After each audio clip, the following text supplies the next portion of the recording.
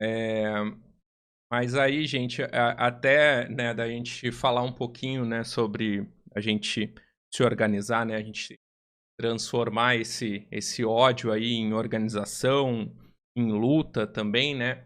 Uma coisa que eu queria entender é como que a luta ambiental, ela se cruza, ou pelo menos deveria cruzar, né, ter uma intersecção com a luta política também, né, para não virar só foi até talvez o Ian que tenha falado em alguma live, né, que a luta ambiental sem a luta política é jardinagem, uma coisa assim, né. Como que essas coisas Chico deveriam Mendes. cruzar? Essa frase é do Chico Mendes, né, Ah, é?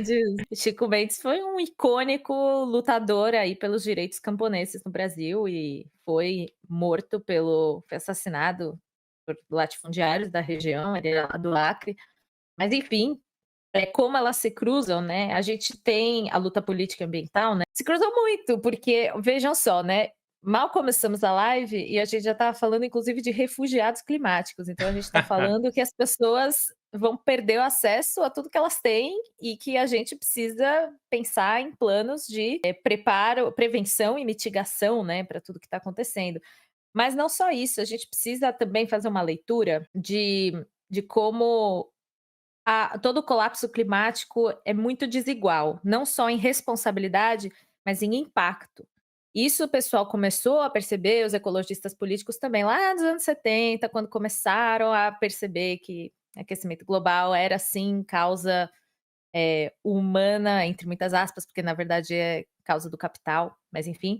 E isso, quando começaram a olhar para isso, começaram também a perceber que tem uma classe social que é muito mais responsável do que as outras. Não só uma classe social, mas alguns países, as classes sociais mais altas desses países, entenderam onde eu quero chegar, né? Gente que tem avião particular, gente que tem iate, gente que tem uma parede de mármore maciço trazido de outro continente para casa dele, enfim. Por outro lado, existe uma massa de gente gigantesca que mora em países que, primeiro, dependem de clima favorável para rodar sua economia, por exemplo, países agrários, como o Brasil e muitos outros, mas também populações que estão em locais que vão ser muito mais atingidos por tufões, por perda de biodiversidade, né? Então, quem mora nas florestas tropicais e tudo mais. E aí começou-se a falar de justiça climática, que é pensar a responsabilidade de cada um e o que a gente faz para reparar as injustiças desse processo todo. Porque no final das contas, historicamente, o Brasil, por exemplo, não foi muito responsável pelo que está acontecendo agora com o clima.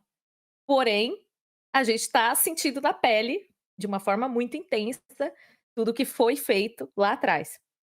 Então, aí entra uma questão, né, porque quando a gente começa a falar de justiça climática com seriedade, eventualmente a gente acaba percebendo que nesse sistema a gente não está arrumando para ver nenhum tipo de reparação ou de preparo para essas crises todas. A gente até vê iniciativas aqui e ali, a gente vê, por exemplo, energia renovável sendo expandida por aí, mas aí as causas do problema, que são combustíveis fósseis, que são, mau uso de terras, entre outras coisas, a gente não vê sendo mitigadas. E aí entra aquilo que o Humberto falou, que no capitalismo sempre tem que ter mais mercadoria. E entra outra coisa, não é só que o capitalismo produz demais e sempre mais, é que ele produz tudo que a gente não precisa mais. Então, o capitalismo vai priorizar fabricar carros SUV para uma classe que pode consumir, já que o objetivo final é lucrar, né? Em vez de sei lá, organizar a produção das coisas para dar moradia para quem está precisando, ou de dar comida para quem está precisando, sendo que é gente que não tem dinheiro para dar lucro para outras pessoas, então ninguém se importa mesmo. E aí a gente tem que lembrar que nós, classe trabalhadora, vamos ser os diretamente atingidos por esse descaso com a gente, mas que nós que fazemos tudo. Então a gente tem como, né, virar esse jogo. Só que para isso a gente precisa muito de organização e de muito trabalho mesmo, porque inclusive depois que a gente começar a tomar o controle, a gente tem muita coisa para fazer, muita coisa para desenvolver. A gente não tem um trem nesse país, sabe?